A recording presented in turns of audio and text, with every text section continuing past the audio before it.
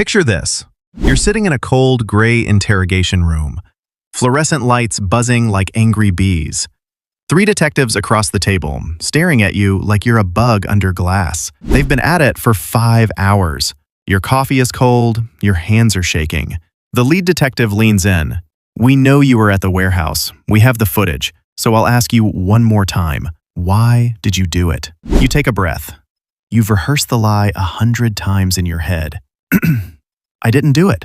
I was at home. Ask my girlfriend." You open your mouth to say it, and nothing comes out. Your throat locks up, like someone put a padlock on your vocal cords. You try again, a weird croak.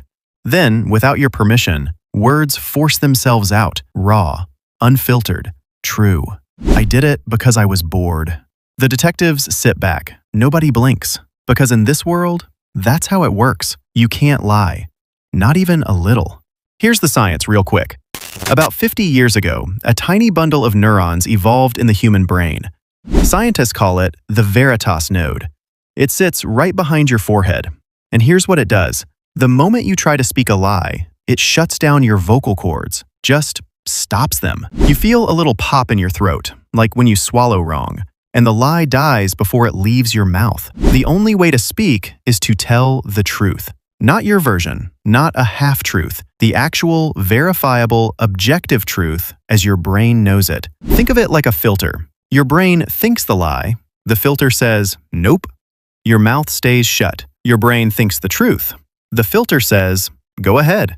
And out it comes. Overnight, every single human became a walking lie detector, including you. In the world, it didn't just change, it exploded. Let me walk you through day 1, because it was pure chaos. At 8 a.m., a customer service agent picks up the phone. She's tired. She hasn't had her coffee. The caller has been on hold for 20 minutes. She answers and says, automatically, honestly, "I'm just putting you on hold so I can finish my coffee and scroll through Instagram." The caller laughs, then realizes she's not joking. At 8:15, a husband walks into the kitchen. His wife asks, "Does this dress make me look fat?" He opens his mouth. His brain screams, "Say no." His vocal cords lock. He coughs. Then, "Yes, but I think it's the bread you've been eating, not the dress." She throws a spoon at him. He can't even apologize properly because "I'm sorry" only works if he actually means it. And right now, he doesn't. At 9 a.m., a preschool teacher asks a 5-year-old, "Did you eat the crayon?" The kid looks her dead in the eye and says, "Yes, and I do it again because it tasted like blueberry." No filter, no fear, just truth. Now zoom out, because the chaos wasn't just in kitchens and classrooms. Within 24 hours, every news channel ran the same kind of headlines. Stock market crashes as CEOs admit company value is inflated. President accidentally reveals military secrets during press conference. Marriage counselor quits after both clients admit they settled. Influencer goes live, says, "I actually hate this product. I just get paid." The world went from polite fiction to raw truth in less than a day, and nobody was ready. I remember watching a video of a car salesman. A customer walks in, points at a sedan, asks, "Is this a good car?" The salesman opens his mouth. He wants to say, "Yes, reliable, great gas mileage." Instead, his throat locks. Then, "No, it's a status symbol that costs more than your house, but I need the commission, so please buy it." The customer bought it anyway, because at least he knew the truth. Now let's talk about the really scary stuff. Government, war, courts. How do you run a spy agency when every agent blurts out the truth under pressure? How do you have secret operations when even a whisper of a lie locks your throat? I'll tell you what happened. Within a week, every intelligence agency collapsed. Spies couldn't lie about their covers. Double agents were outed instantly. One CIA officer tried to say, "I'm just a tourist," at a checkpoint. His throat locked. He stood there, mouth opening and closing like a fish, until he finally said, "I'm here to steal missile codes." He did not get promoted. And courtrooms? Oh, they became a circus. Because a guilty person cannot say, "not guilty." Their vocal cords just refuse. So judges stopped asking for a plea. They just looked at the defendant. If the person opened their mouth and nothing came out, guilty. If they said, "guilty," also guilty. There was no way out. Some lawyers tried to argue that the Veritas Node violated the right to remain silent, But here's the catch. You can remain silent. You just can't lie. The Constitution didn't protect lies. So the courts shrugged and said, stop committing crimes. But here's where it gets interesting. A new group emerged. They called themselves the Silent Ones. These are people who decided to stop speaking entirely, not because they're shy, because the truth is too dangerous. A mob boss who can't lie? He'd incriminate himself in 5 minutes.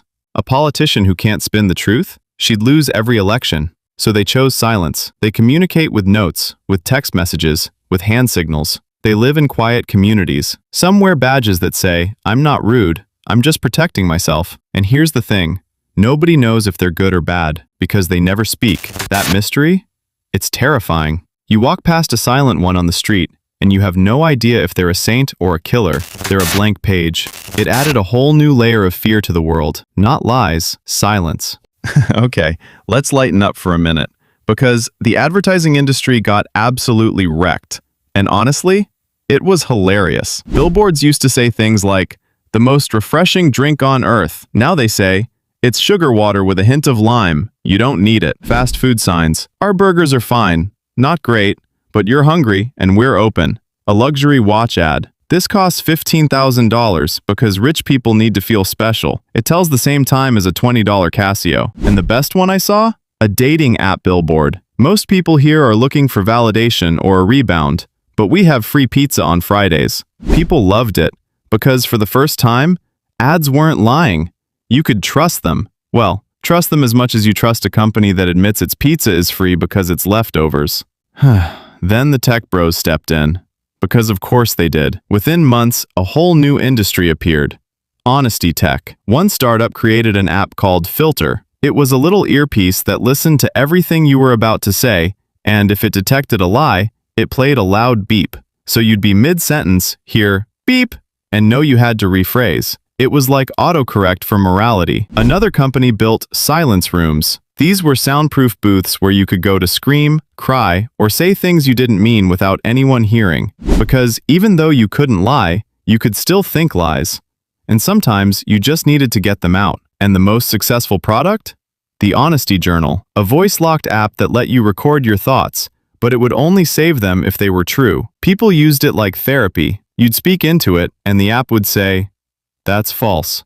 Try again." After 10 tries, you'd finally admit, "I'm not angry at my friend. I'm jealous of her," and the app would save it. It was weird. It was invasive, but it worked. After the chaos, after the collapse, after the ads and the apps and the silent ones, something beautiful happened. People started to actually trust each other. Think about it. Before the honesty lock, you never really knew if someone meant it when they said, "I love you." They could be lying. They could be staying out of guilt. You just hoped. Now, if someone says, "I love you," their vocal cords let it through, which means it's true. Not true for now, true in that moment, as far as their brain knows. That changed everything. Couples who survived the first month didn't have petty fights anymore, because you couldn't say, "You never help with dishes." If they helped yesterday, your throat would lock. So you had to say, "You helped yesterday, but today you didn't, and I'm tired." And that's a real conversation. Friendships became deeper. Colleagues actually collaborated. Even strangers on the street. You could ask, "Is this neighborhood safe?" and get an honest answer. "No, don't walk alone here after 10 p.m. Saved your life. But here's the hardest test. Imagine you're a doctor. You have a patient with a terminal illness. The patient asks, "Am I going to die?" Before the honesty lock, you'd say, "We're doing everything we can," a gentle lie. Now, your throat locks. You can't say that. You have to say, "Yes, probably within 3 months, but we can make you comfortable." That's brutal. That's heartbreaking. But here's the thing. The patient thanks you, because now they can say goodbye. They can plan. They can live their last days without false hope. That's the trade-off. The truth saves you from wasting time, but it also forces you to face things you'd rather hide from. So here's what I keep turning over in my head. Were the little white lies actually the glue of humanity? Or were we just living in a fake world? Think about it. "No, your haircut looks great." "I'm fine, really. Of course I remember your birthday." Those little lies smoothed everything over. They made life comfortable, but they also made it fake. Without them, we got chaos. But after chaos, we got something real, something raw, something that didn't need to be decoded or guessed at. I'm not saying the honesty lock is paradise. It's not. It's painful. It's awkward. It's the reason customer service agents quit in droves and why divorce rates spiked before they plummeted. But it's also the reason that when someone says, "I've got your back," you don't have to wonder. So I'll ask you the same question I've been asking myself. If you woke up tomorrow and you could not lie, not even a tiny one, what's the first truth that would force its way out of your mouth? And more importantly, who would you say it to? Because that truth, the one you're already thinking about, that's the one you've been hiding from yourself. Maybe it's time to let it out, even without a biological lock. Thanks for watching. And thanks for listening to The Truth.